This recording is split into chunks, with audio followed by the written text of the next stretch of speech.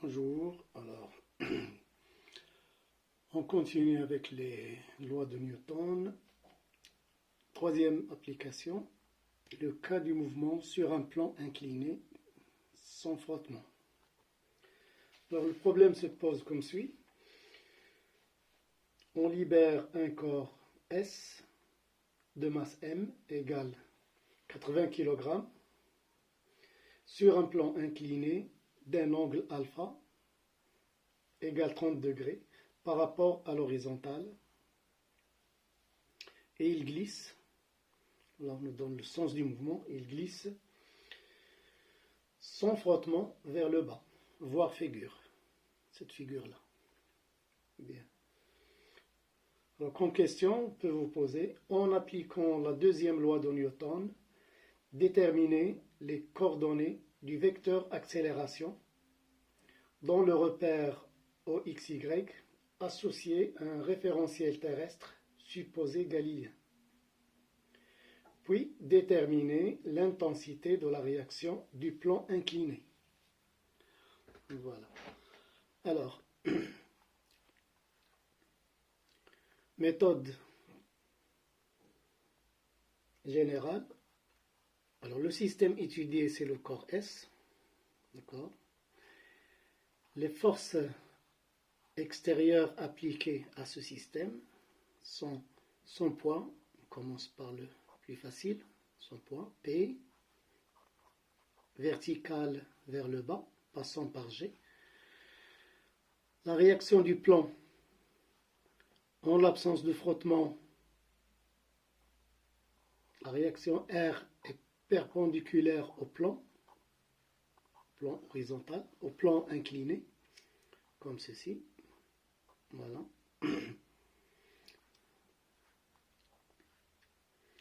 Donc les deux forces, R et P. Le mouvement se fait vers le bas. On choisit deux axes. Alors l'un suivant le plan, la direction du mouvement, OX, et l'autre perpendiculaire au premier, OXY, lié à un référentiel terrestre lié à la Terre et qui est supposé galiléen. Voilà. Alors donc, on applique la deuxième loi de Newton, somme des forces extérieures égale M à G, c'est-à-dire P plus R égale M à G. Voilà. Alors, l'étape suivante,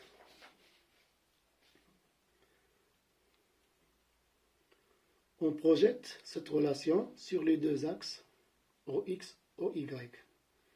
Voilà, donc pour le poids P, nous avons PX et PY. D'accord? Donc projection sur l'axe OX d'abord. Voilà. Sur l'axe OX, nous avons le poids P et l'axe OX ici.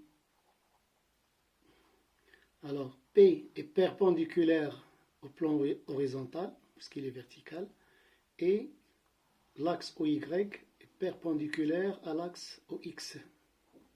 Ce qui nous donne, l'angle alpha se trouve ici. Alors, je refais cette... ici, en considérant que le corps est un point, pour bien montrer ça. Alors là, voici le point, centre G, qui est perpendiculaire à l'axe au plan horizontal ici. L'angle alpha se trouve là. Et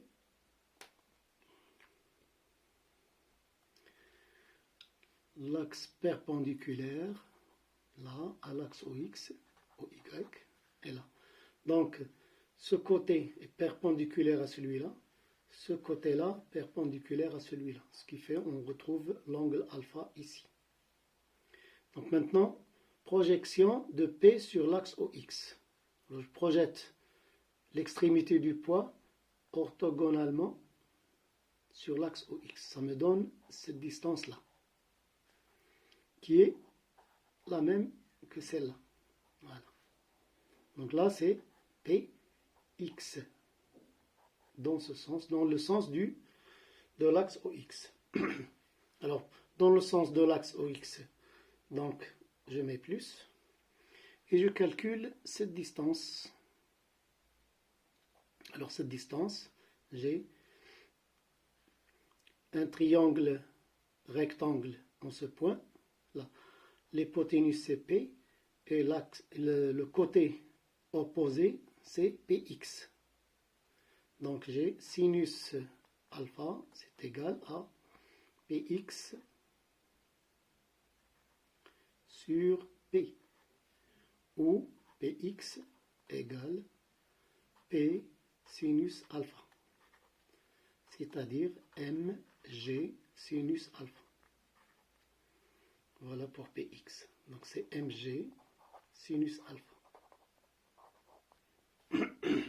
D'accord? Voilà. Pour PY,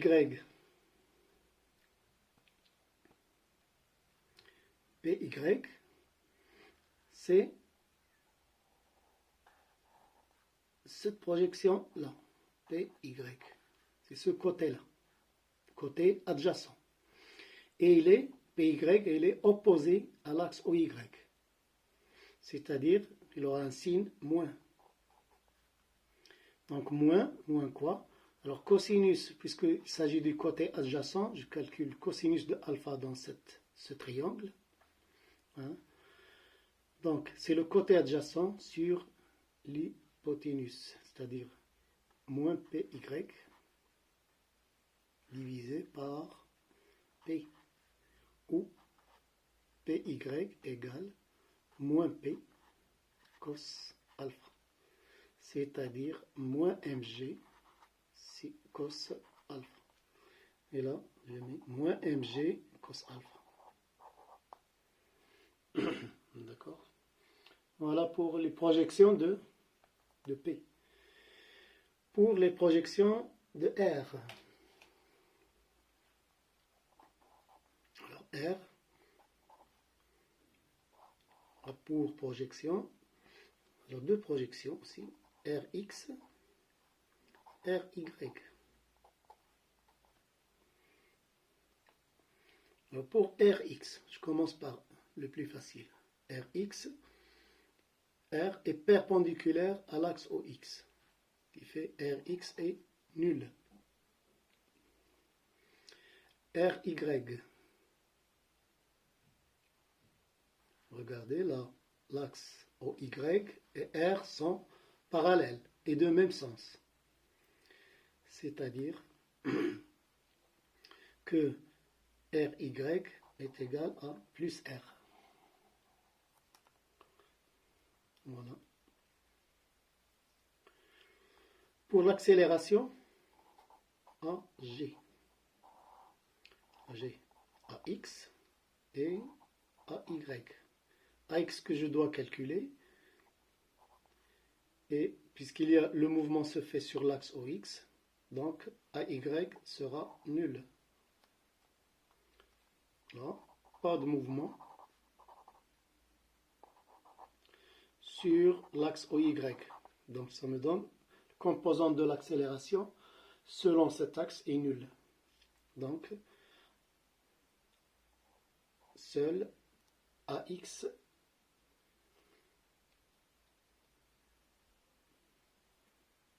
que l'on va chercher. Bien. Alors maintenant, je réponds à la première question. On vous donne déterminer les coordonnées du vecteur accélération, AX, AY. Alors, sur l'axe OX, j'obtiens Px plus Rx égale M AX. D'accord? Alors, je remplace PX MG sinus alpha plus RX 0 égale MAX. Bien. Ce qu'on me demande, c'est AX. AX et AY. AY, je l'ai déjà trouvé. Je cherche AX. Alors, ceci me donne que AX est égal à G sinus alpha. Je simplifie par M des deux côtés et j'obtiens G sinus alpha. Le G c'est donné, donc c'est 10 sinus 30 degrés. Et là, par la calculette, je trouve 5 mètres par seconde au carré. AX. Alors, AY étant nul, j'ai répondu à la première question.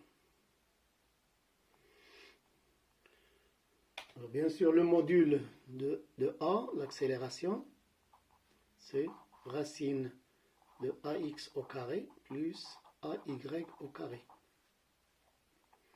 Et ça, c'est 5 au carré plus 0, c'est-à-dire 5 mètres par seconde au carré.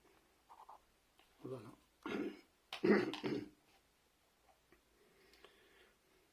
Donc je peux affirmer que le mouvement de S, le mouvement du corps S est rectiligne, uniformément varié.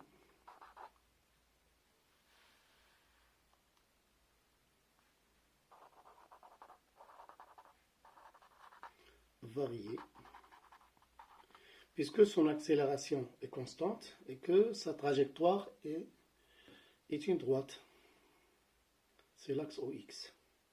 Voilà, donc son équation horaire pourra s'écrire x de t égale 1 demi de a t au carré plus v0 t plus x0. Alors le a, nous l'avons. V0, on peut vous la donner. Et x0 aussi. Et on remplace. Nous avons l'équation horaire. Et l'équation de la vitesse, V